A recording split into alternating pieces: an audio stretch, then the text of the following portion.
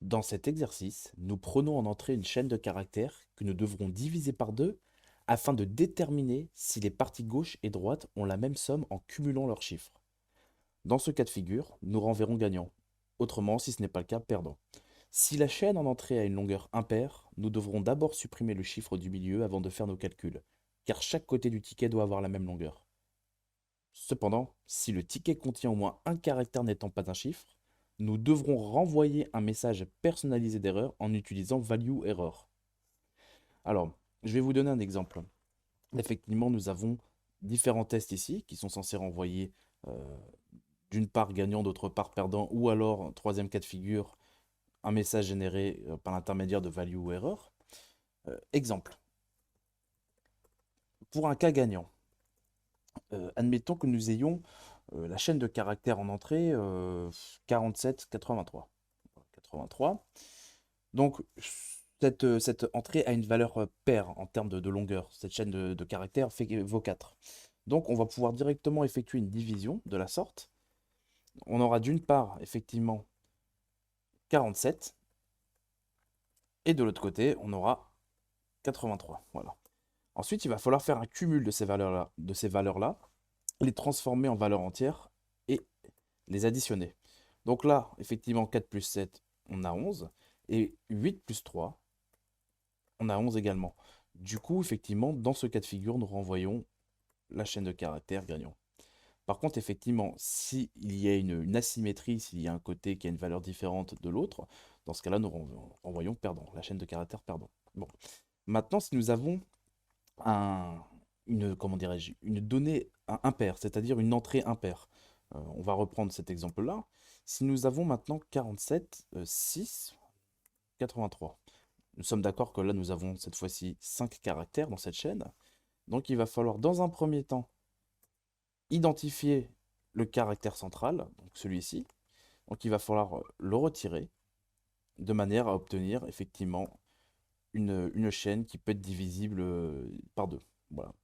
Donc, il faudra d'abord faire la chasse au caractère central si effectivement la donnée initiale a une longueur impaire. C'est 5, 7, 9, 11, etc. Voilà. Donc je vous laisse faire ça et on se retrouve pour la correction.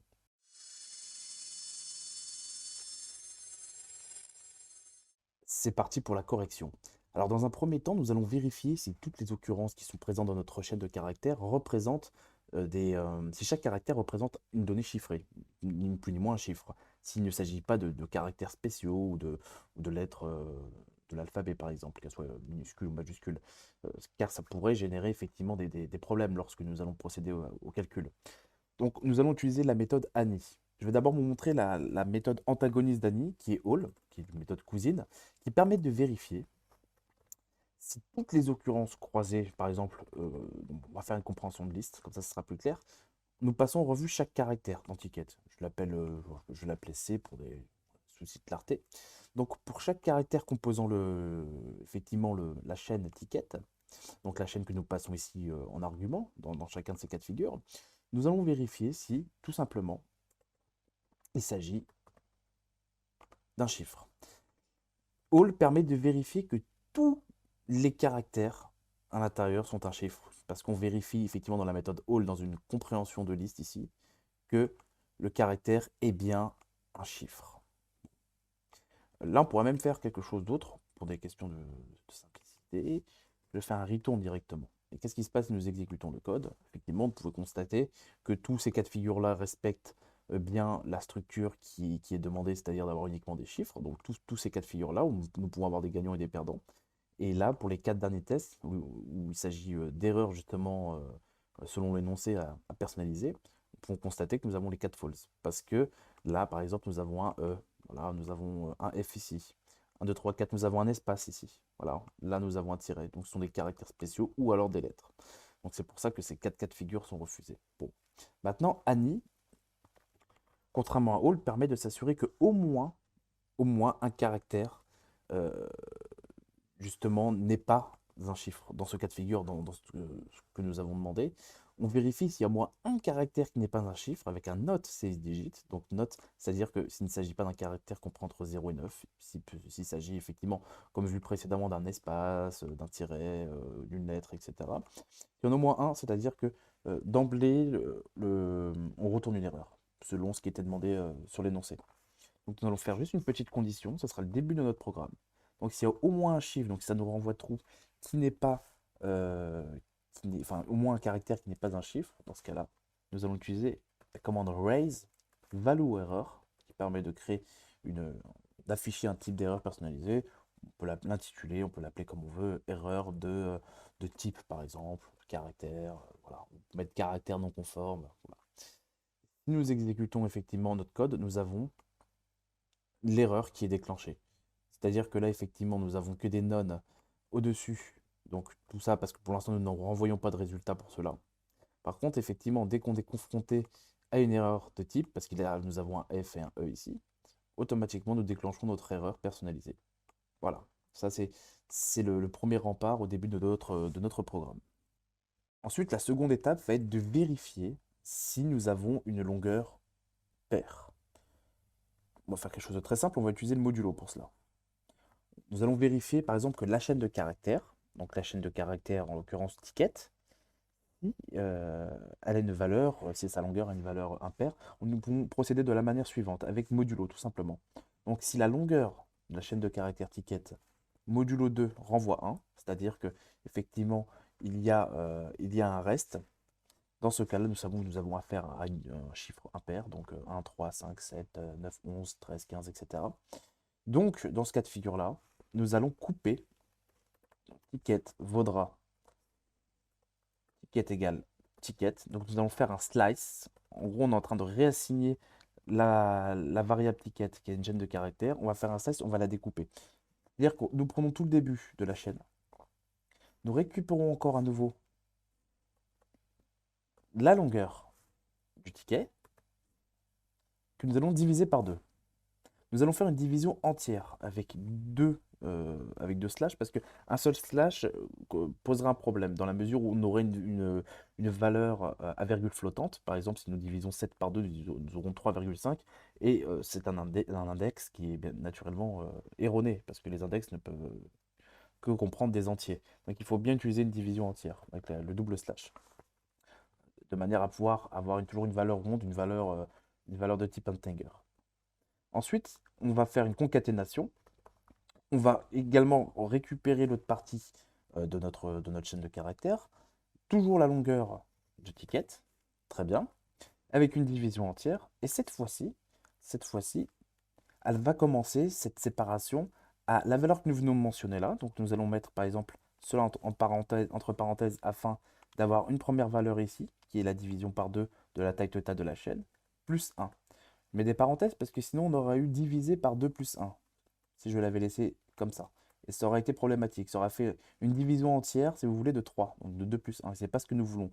Nous voulons d'abord effectivement avoir la division entière ici, pour la moitié de la longueur de la chaîne de caractères, et rajouter plus 1 afin de commencer le slice après le caractère que nous voulons éliminer. Comme ça l'élimine d'office. Là, dans ce cas de figure, je peux faire un print ticket, parce que nous avons réassigné à la variable ticket une nouvelle valeur ici. Et si nous sommes confrontés à un cas de figure, par exemple, je vais remonter ici, à un cas de figure de chiffres, de nombres impairs, de nombres au niveau de la longueur de la chaîne de caractères, nous avons cet exemple, si je ne m'abuse, cet exemple-là, voilà, qui est impair. Là, nous pouvons constater effectivement que le 7 du milieu, là, nous avons maintenant 8 chiffres. Nous avons 8 chiffres à la place de 9. Si on compare ici, je vais mettre juste ça à côté. Voilà. On peut constater effectivement que ce set-là a disparu. Ce set a été enlevé par la méthode que nous venons de faire avec le slice. Donc nous avons d'une part 5439, d'autre part 0707, mais la valeur qui était centrale, qui a été éliminée grâce au slice, plus le 1, de manière à pouvoir éliminer ce cas de figure. Bon, ceci étant fait, maintenant on va passer à l'étape suivante. L'étape suivante va consister, si vous voulez, à créer des listes. Donc on va utiliser du mapping de manière à transformer déjà le type.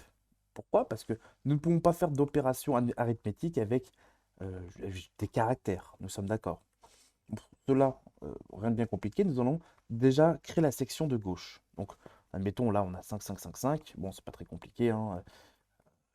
Avec ça, on aura 5, 5 d'une part. Bon, je vais même le faire sous forme de tableau pour bien vous expliquer. Donc 5,5. Et on aura un autre côté bah, qui vaudra également 5,5, vu que nous avons séparé chaque côté.